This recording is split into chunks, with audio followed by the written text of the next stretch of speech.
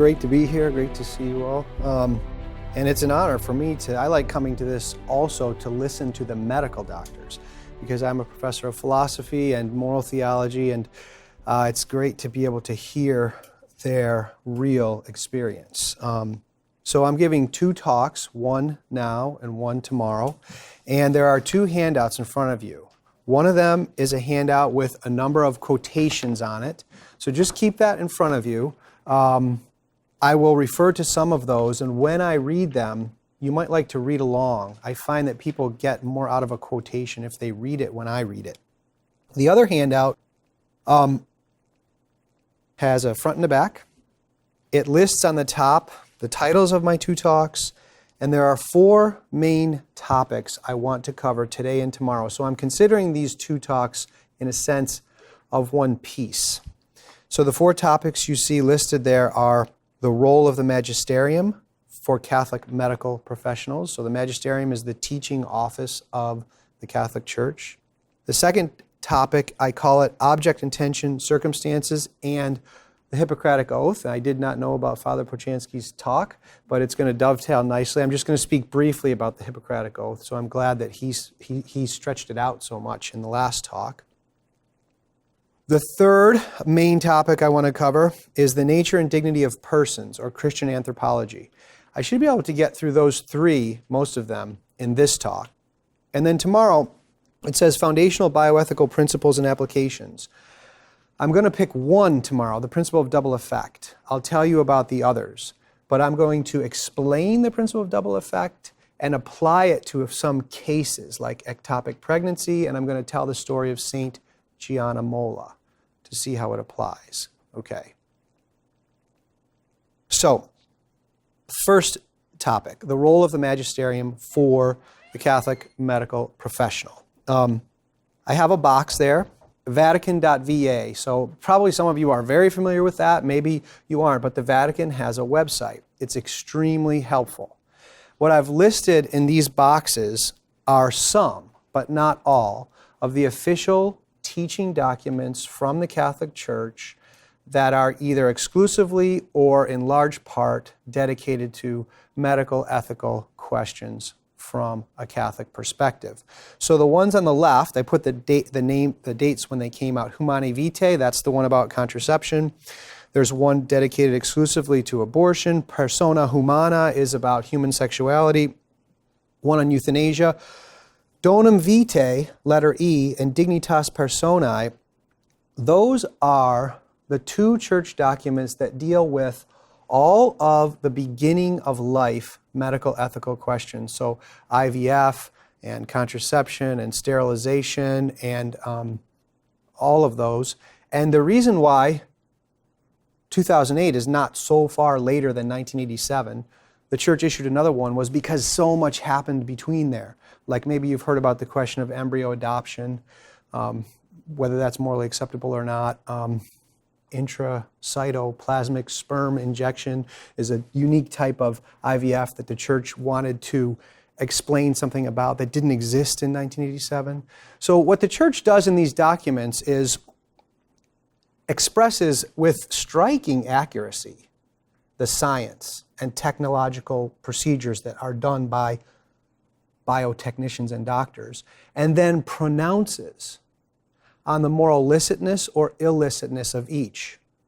It's very helpful that we have this from the church, because if you're a doctor and you want to know, can I do this? Many of them you can look up in these documents and get a yes or no answer. It's quite striking. On the right-hand side, H and I, I'm going to bring copies of those tomorrow. Those are two. So sometimes what happens is bishops from a country send the CDF, Congregation for the Doctrine of the Faith, a specific question, like is artificial nutrition and hydration ordinary care or extraordinary treatment? Or is uterine isolation, meaning tying the tubes, for a woman who might have a heart attack if she gets pregnant, but her reproductive system is perfectly fine, is that morally acceptable? They send those questions to the CDF, and then the CDF sends an answer back. Sometimes the answer is one word, no. or yes. and you'll see that tomorrow in the sheets I give you. You'll see that tomorrow in the sheets I give you. But if you look at the quotation just underneath the box, it's from Donum Vitae.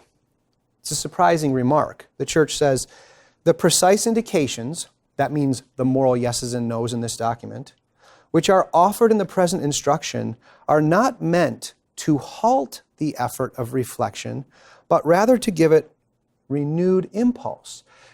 Now, if you read that, you might think, wait a minute, you just told us all the yeses and nos. What more reflection is needed? The next quote from the same document explains the answer to that question. It says, you can look there, the Congregation for the Doctrine of the Faith addresses an invitation with confidence and encouragement to theologians, above all to moralists, that they study more deeply and make ever more accessible to the faithful the contents of the teaching of the Church's Magisterium in light of a valid anthropology in the matter of sexuality and marriage and in the context of a necessary interdisciplinary approach. Thus, they will make it possible to understand ever more clearly the reasons for and the validity of this teaching. So you're going to have patients in the future who are going to want to do things, and we'll hear a lot about this in some of the talks later, like by Dr. Nolte. Might want to participate in some form of artificial reproductive technology, and you're not going to be able to do that in good conscience. It's one thing to say no. It's another thing to be able to, like St. Peter says, have an explanation for the hope that is within you, or in this case we would say, be able to express to somebody not only the yes or no, but the underlying reasons for the goodness of the teaching that will actually contribute to their happiness. It's a challenge to live according to some of the teachings, as you'll hear when some of the medical doctors speak this week. But it makes it a bit easier, or it makes it a noble striving, if they understand why, and why it's good, why it fits with the dignity of the human person. Okay, the second point that I'm calling object, intention, circumstances in the Hippocratic Oath. So I'm just going to introduce one Catholic moral principle now, briefly, this object, intention, and circumstances. It'll help us understand the principle of double effect later. It's explained in the Catechism. Paragraphs are listed there.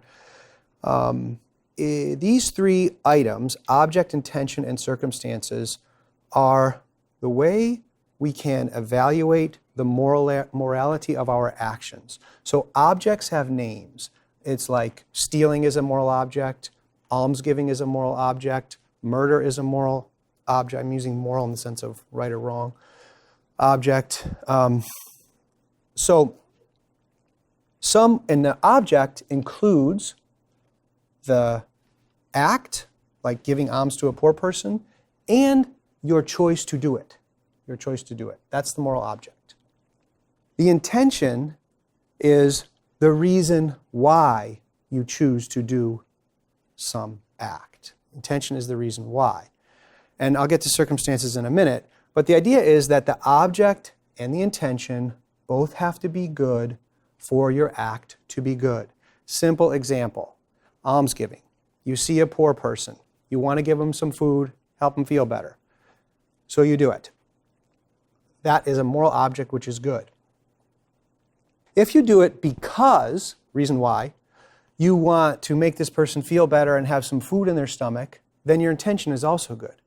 But let's say you were going to walk by and insult the person. I know you wouldn't do that, but suddenly, just before you're going to do that, you see someone over there who you want to impress. So you change your plan, give them some food.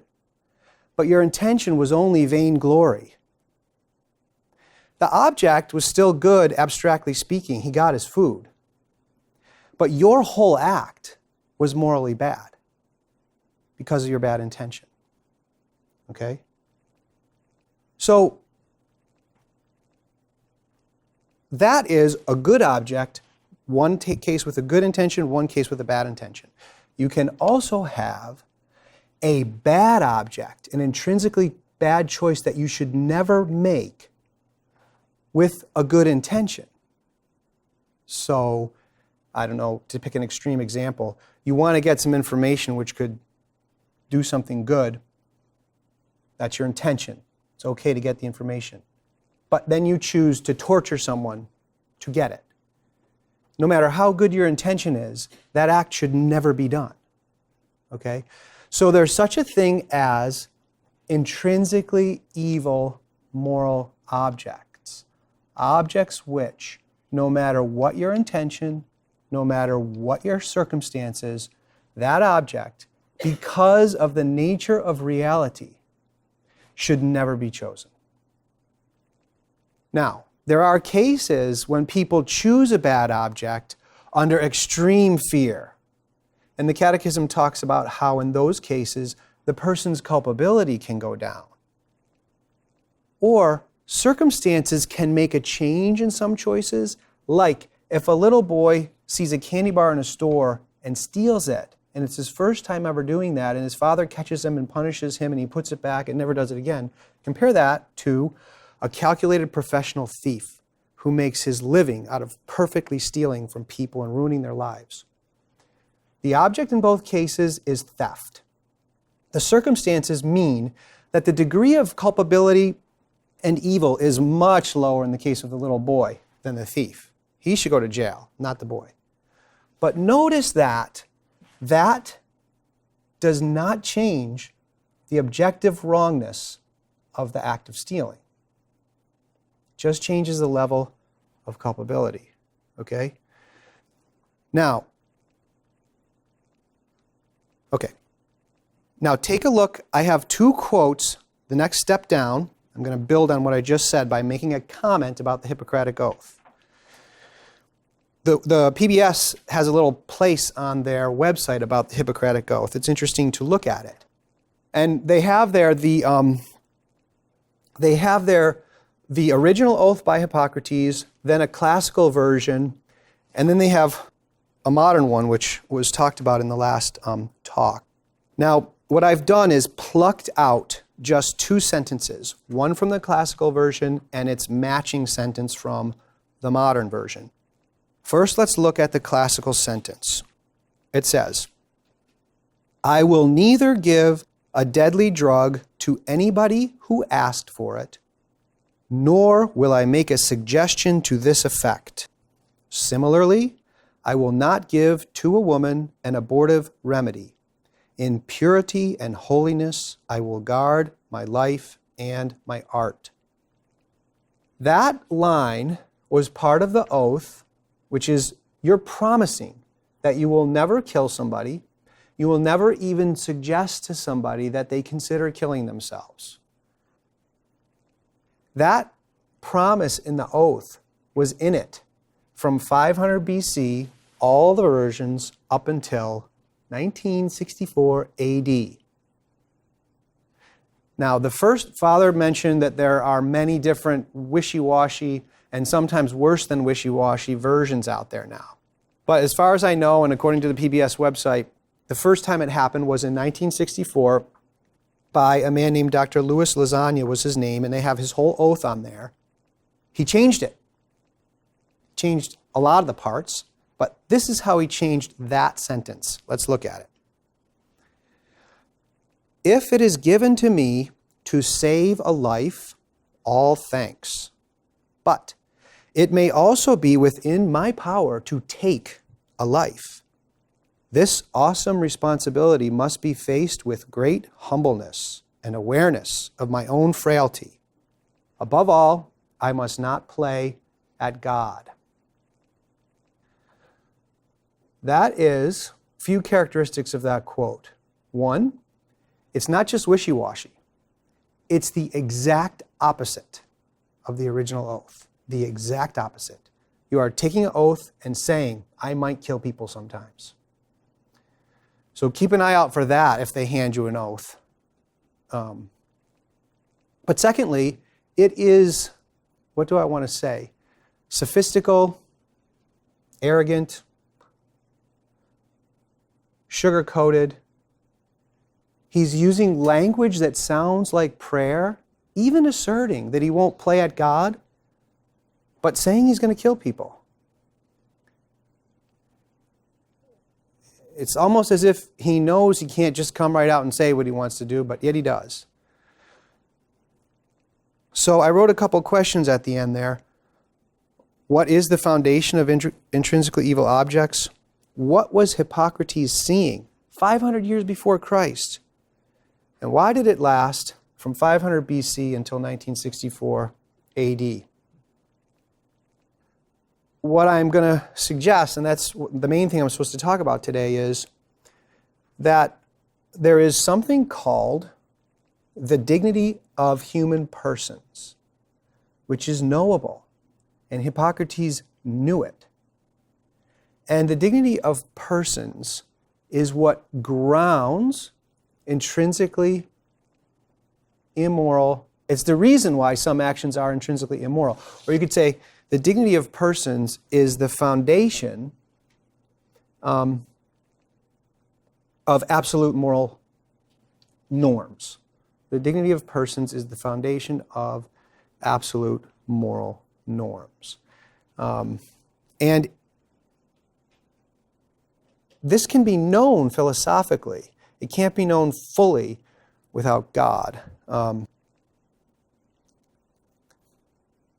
I think Hippocrates saw it, and everybody until then saw it. And the fact that all these oaths have now proliferated with the opposite reveals something dramatic and dramatically sad about what has happened to the ethos of medicine in recent decades. And so one of the reasons for this boot camp is to help restore in all of us like a sense of what a Catholic ethos would look like in medicine, or even just a human ethos would look like in medicine. Okay. You can turn that page over. I'm going to come back to it. Now I'm on the third part, the nature and dignity of persons, or Christian anthropology.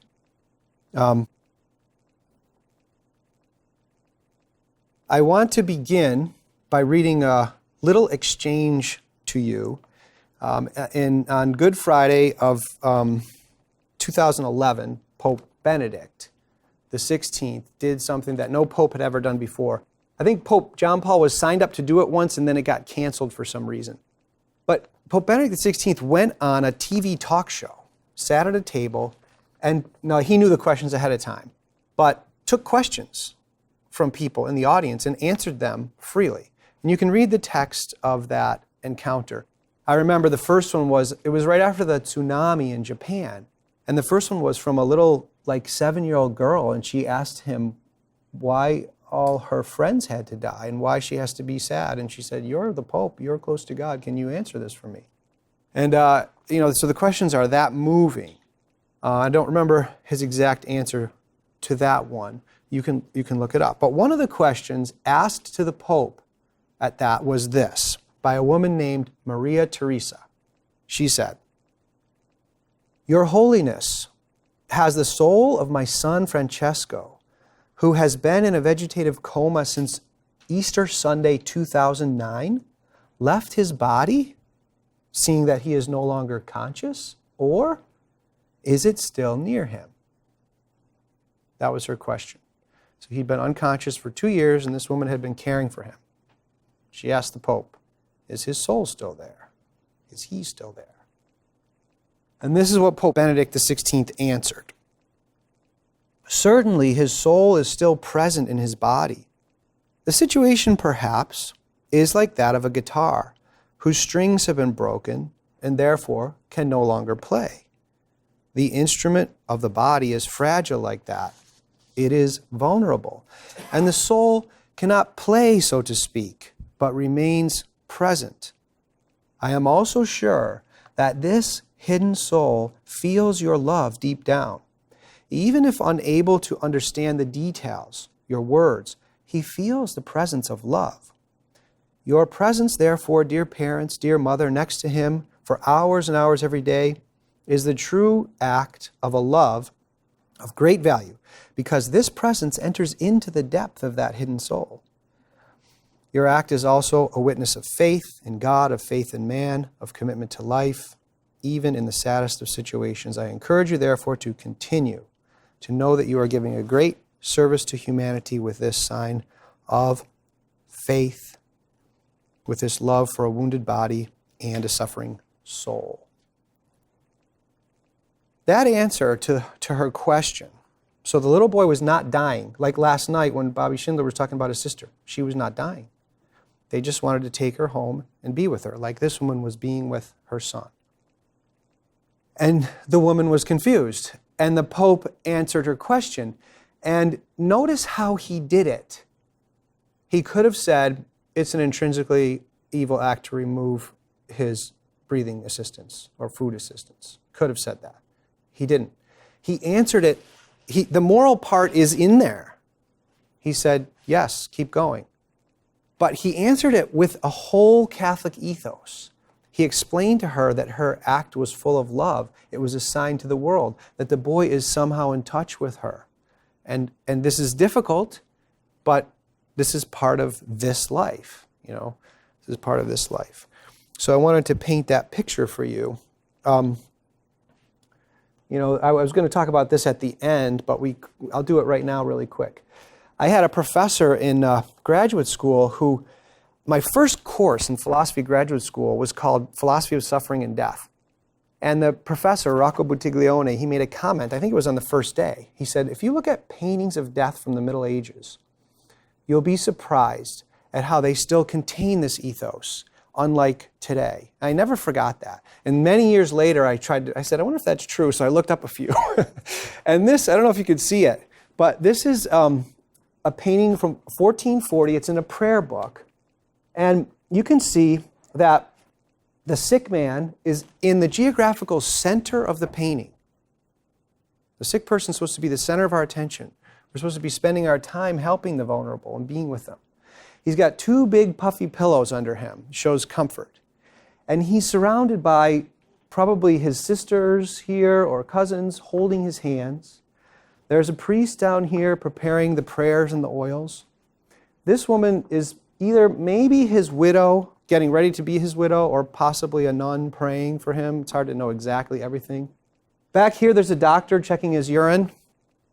And over there, there are some of his friends preparing his last will for him. So there's an idea called the ars moriendi in Catholic teaching, which is that the sick person is the center of attention. To kill them is to abandon them. It's the opposite of love. To surround them with love, give them all the care, human, spiritual, and physical, that you can until they die a natural death.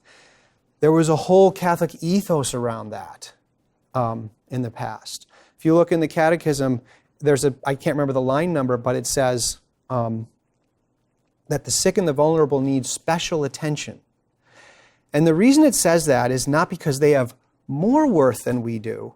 It's because there's a very strong temptation for the healthy to forget that the sick have the full dignity of the human person. So, okay. And a lot of time, I found some pictures, I'm not going to put them up there, of our day. Sometimes you can see like hospital, and it's great that we have all of our modern technology to help people. But, you know, like you can see hospital beds lining the halls of hospitals, and someone's sick and just holding like the metal bar, not someone else's hand.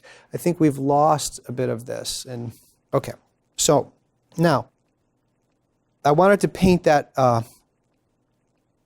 bigger picture before I get to the next part, which is, now this part's going to be a bit philosophical. A couple years ago when I gave this talk or something like this, some of the students asked to get more into the philosophy. So I want to start with the dignity of the human person means the worth that a person has, because human beings are a kind of being that is higher than rocks or even animals, and it grounds moral obligations. Now you can say that, but it is true. But it's a further step to try to elucidate what exactly is it about people that give us that. Why do I know I can kick a rock down the street, but if another person comes towards me, suddenly I realize, wait a minute, I can kick the rock, but I can't kick the person. That elemental experience has caused philosophers from time immemorial to wonder, what's the difference between a rock and a person? Why do persons issue those claims just by being in front of us, not to do, never to do certain things to them? What kind of being do they have that makes them be like that? I'm going to read a little bit from something I wrote to fulfill that request for a bit more philosophy, and then we'll go through some of these distinctions with however much time we have.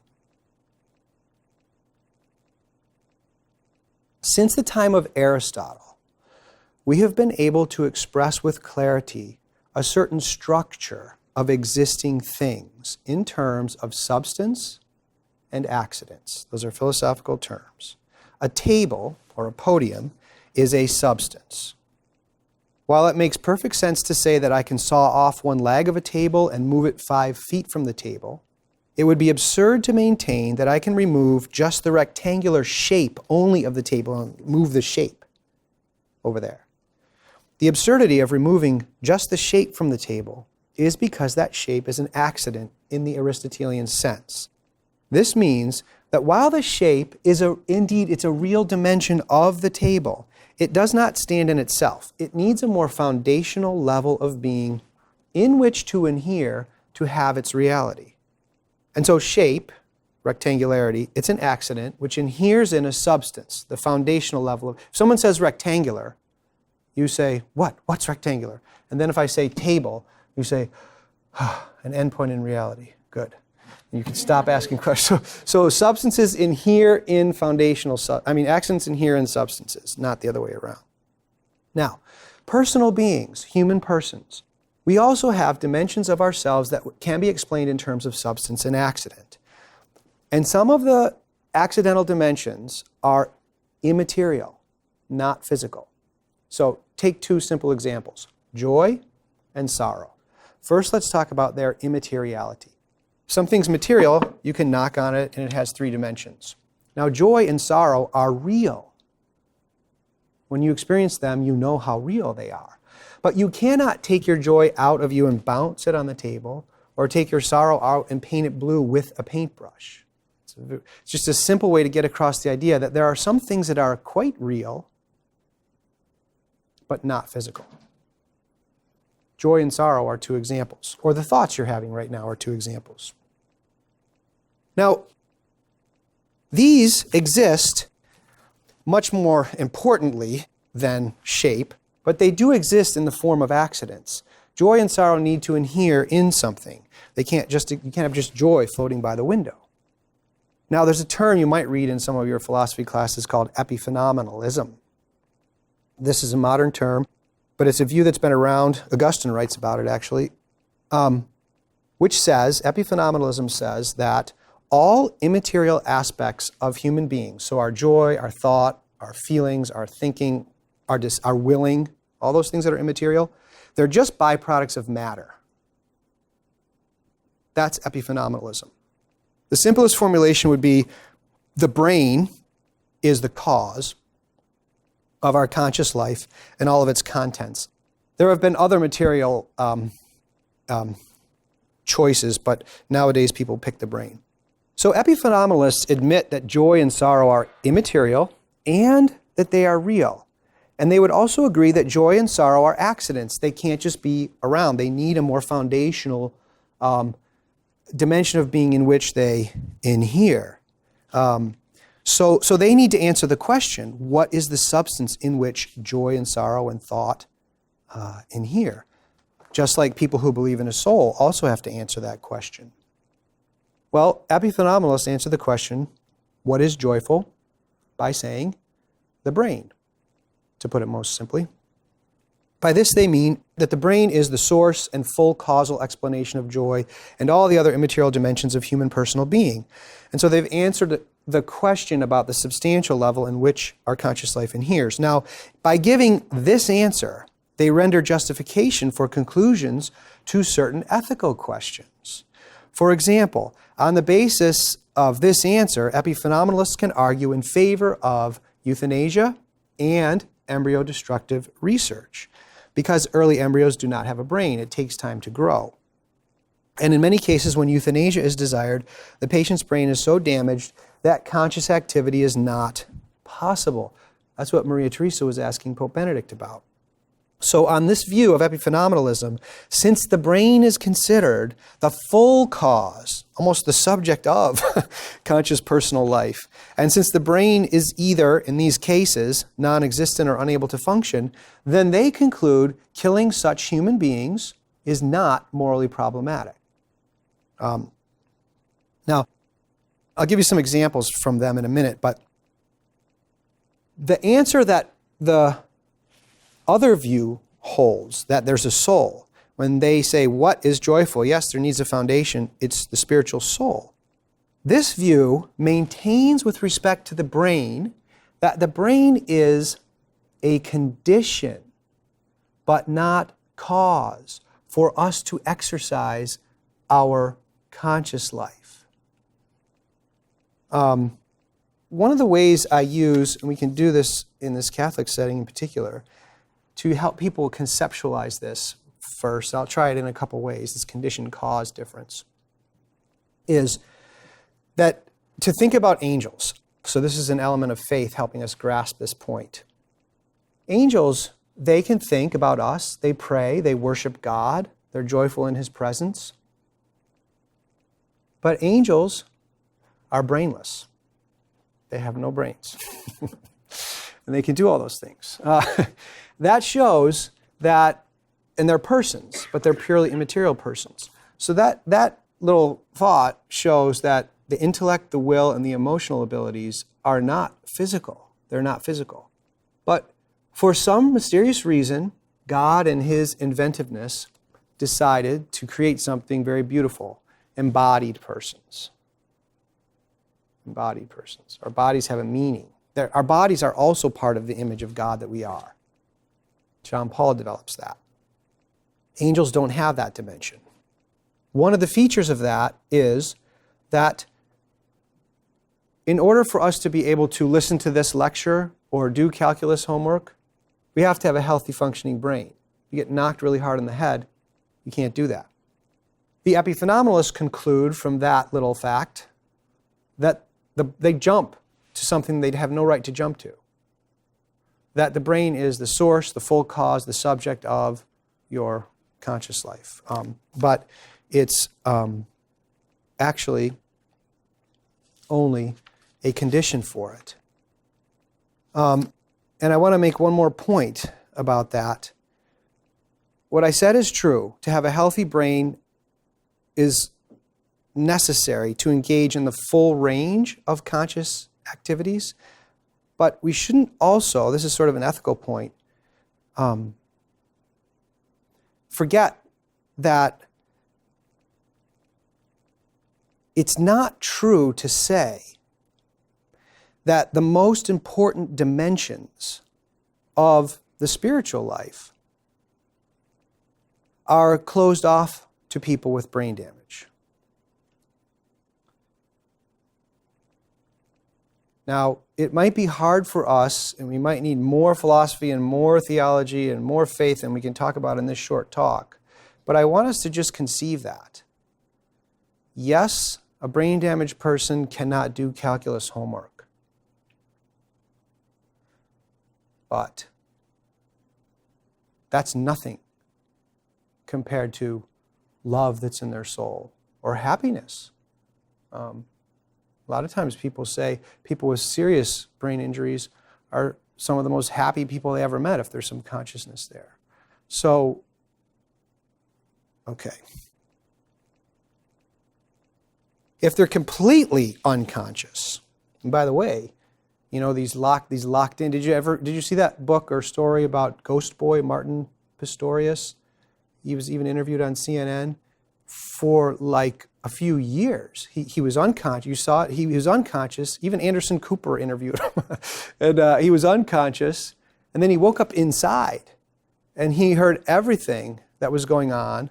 for a long time. He said the thing he hated the most was Barney. I guess they just stuck him in front of a TV with Barney playing all the time. And but he wrote a whole book about it, and now he's married. But even in cases when they're completely unconscious, the thing I want to assert is they still have the full dignity of the human person. They still have the full dignity of the human person. So if you look at the quotation sheet, before I get to some more of the distinctions about human personal being, turn it over on the back. Quotes 15, 16, and 17.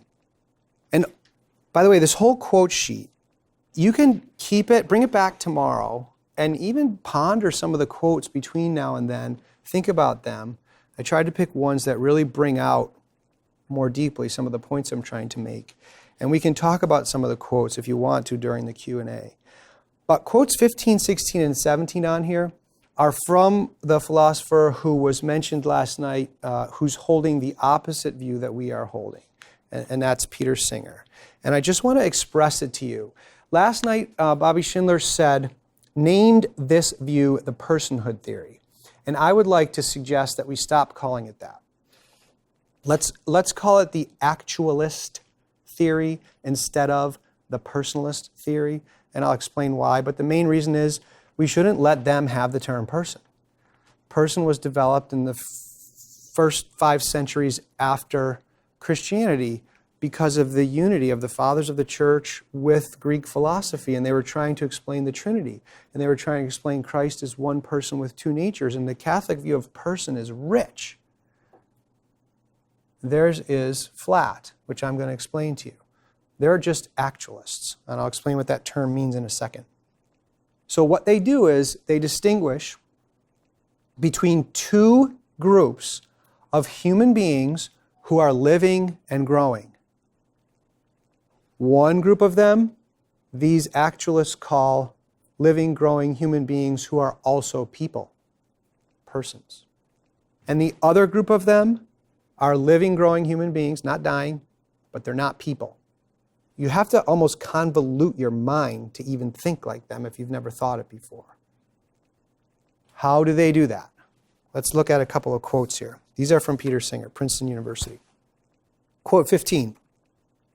Whether a being is a member of a given species is something that can be determined scientifically. There is no doubt that from the first moment of its existence, an embryo conceived from human sperm and human eggs is a human being.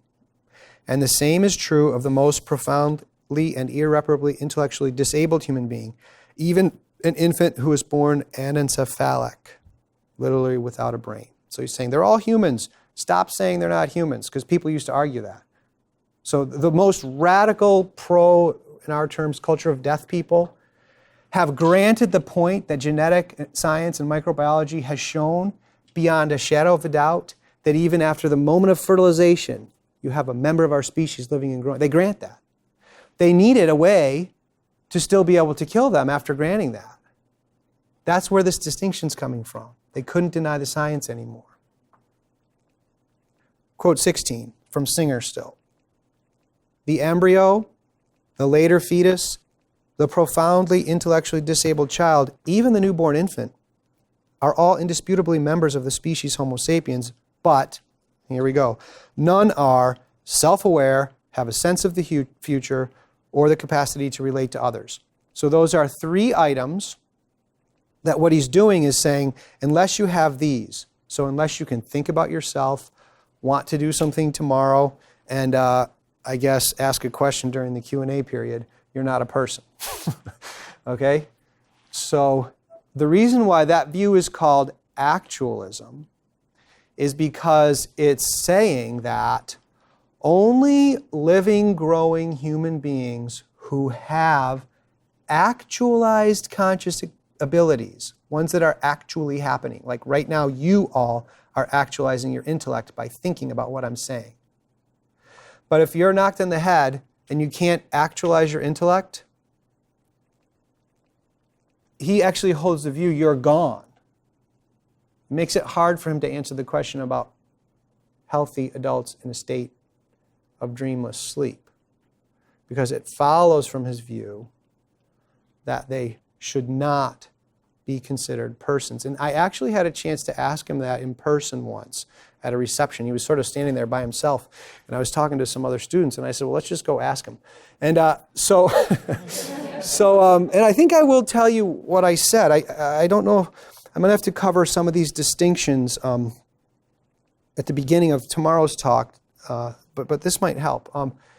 What's bizarre is, in his book, and I knew this, so I said to him, about people in a complete state of dreamless sleep, they shouldn't be persons. And I said, I know your answer to that. You don't want to say that. And his answer is that he's a utilitarian, and they think that thwarting preferences is what's immoral, nothing else. So if someone wants to commit euthanasia, physician-assisted suicide, and you say, I'm sorry, it's against you're thwarting that person, you're the immoral one. So thwarting preferences are what's wrong for utilitarians, not ontological reality grounding absolute moral laws. There are none of them. He rejects those. But he didn't want to come out and say they're not people if you go to sleep and you're healthy. So what he says in one of his books is, well, when people go to sleep, right before they fall asleep, they had preferences for the next day. And when they wake up, we typically have those same preferences. It's a common experience. If you kill them in the middle, when they're in a state of dreamless sleep, you will have done the horribly immoral crime of thwarting preferences, not of murder, because they would have had them when they woke up. And I said, that's your view, right? That's how you say you can't do that. And he goes, yeah, very good, very good. And then I said, by that answer, all you do is evade the question that the person really wants to know the answer to, which is, do you think that you are still there when you are asleep, such that if someone kills you then, they have killed a person? He wouldn't answer that.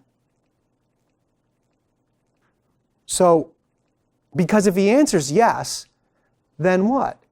He has to say, well, if there are some human beings who are still fully present with their full worth that grounds laws against murder, that are completely unconscious, why not other cases of unconscious persons or minimally conscious persons? He can't explicitly grant the case of the healthy sleeping one, because then that opens the door for him needing to explain why other non-conscious people can't also be fully present. So there's such a thing as a slumbering person. Look at this. So we would not say, there's another Aristotelian distinction, we would not say that an embryo is a potential person. We would not say that. We would say that an embryo is an actual person who is potentially consciously fully alert. But these people root all of personhood in actual conscious alertness, such that if it's gone, no person. Okay? Now, there are a lot of philosophical arguments to show the presence of full persons, even in unconscious states, and that takes more work. Let me just make one more point, since we're running out of time for this lecture. But look at quote 14 above the quotes from Singer. It's from Pope Francis. He just made these remarks. He said, "What an illusion it is when people today shut their eyes in the face of sickness and disability. They fail to understand the real meaning of life, which also has to do with accepting suffering and limitations. The world does not become better because only apparently perfect people live there. But when human solidarity, mutual acceptance, and respect increase." Keep that floating in your mind and look at 17, the last one from Singer. Normal, let's say perfect. Adults and children, but not fetuses and infants, are persons. And by the way, there, he means healthy infants. You heard that last night. That is, they, us normal, perfect people, are self-aware and purposeful beings with a sense of the past and the future. They can see their lives as a continuing process. They can identify with what has happened to them in the past. They have hopes and plans for the future. For this reason, we can say that in normal circumstances, they, us, value or want their own continued existence. That life is in their interest. The same does not apply to fetuses or newborns. Did you know that? Newborns, the life is not in the interest of a newborn. Infants. Neither a fetus nor an infant has the conceptual wherewithal to contemplate future. And I want to suggest that Singer, even though he writes his sentences in philosophical textbook prose, they contain the ugliness. God bless him, but they contain the ugliness that Francis is talking about up above, of shutting your eyes to the vulnerable, like just a little baby. Of course life is in the interest of a little baby. I can't even fathom how you could look at a little baby and say, we can just kill this like ripping a piece of paper. But that's really what he thinks. I did some of the philosophy, not as much as I had intended, but I hopefully painted the picture of the two schools of thought that are out there, and why one of them fits with the Catholic ethos, and why the other one, even though it's gaining ground, it just lacks a soul and a heart. Tomorrow I'll maybe add a little to that, and then we'll talk about some principles of bioethics and applications.